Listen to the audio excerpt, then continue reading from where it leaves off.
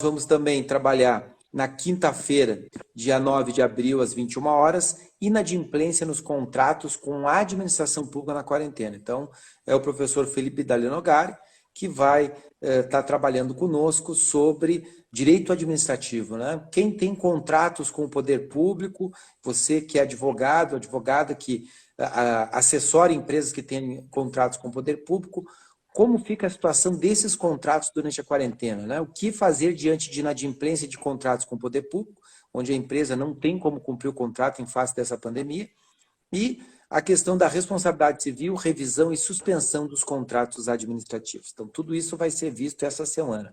São, ao todo, 5 lives, começando com a live de hoje, que é uma live muito especial para quem trabalha assessorando empresas, né? É uma live onde nós vamos trabalhar com o professor Gustavo Tanja Jardim, que é um professor que atua muitos anos dentro da área de direito empresarial, né? E o professor Gustavo vai trabalhar conosco como é que fica a situação empresarial aí durante esse período de pandemia. Então, os nossos tópicos desta noite vão ser planejamento estratégico com as empresas e opções, porque o advogado que atua com direito empresarial neste momento de pandemia, onde tem que resolver contratos de trabalho, tem que resolver situações com fornecedores, tem que resolver situações com clientes, tem folha de salário. Os empresários, neste momento, estão vivendo uma verdadeira pandemia. E aí, você como advogado empresarial, você que vai ajudar a orientar os empresários, quais são os caminhos a serem seguidos? Então, o primeiro tópico que o Dr. Gustavo Tanja Jardim vai trabalhar conosco vai ser planejamento estratégico e opções que devem ser apresentadas para os empresários nesse momento. Segundo, nós vamos trabalhar alternativas para contratos com clientes e fornecedores. Então, o que fazer com contratos que a empresa tem com clientes e que ela não vai ter como cumprir ou vai ter muita dificuldade de cumprir? Qual é a alternativa que se tem neste momento? E depois, contratos com fornecedores. A empresa tem vários fornecedores, está com dificuldade de fazer o pagamento desses fornecedores em face da dificuldade de entrada de receitas, e aí ela precisa se organizar. Que orientações o advogado pode dar para a empresa nesse momento? O que ele pode fazer para auxiliar as pessoas jurídicas a se ajustarem nesse momento?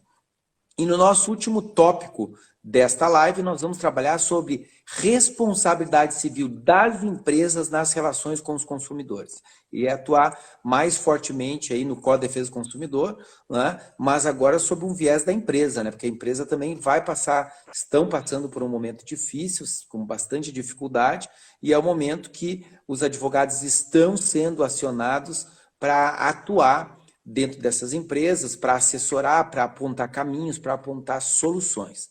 Uma coisa bem importante que nós temos que ressaltar, porque não se sabe o que vai acontecer nas próximas semanas, se as restrições elas vão relaxar ou elas vão apertar, isso vai depender do estágio da pandemia, né? Pode ser que os governos estaduais, municipais e federal comecem a relaxar ou daqui a pouco eles restringam mais ainda, dependendo do quadro de doentes, do quadro de pessoas que forem vítimas fatais dessa doença.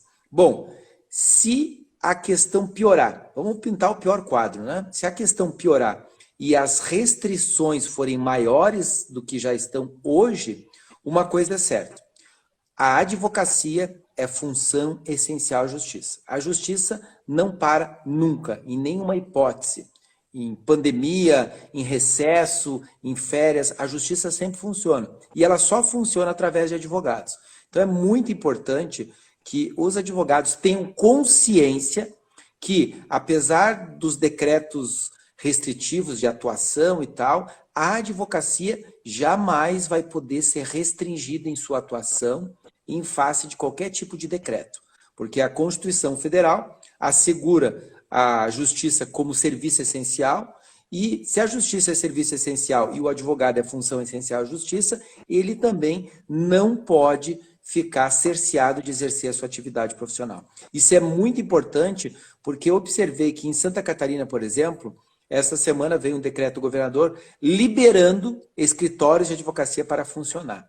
Veja bem, o escritório de advocacia não pode ter parado em nenhum momento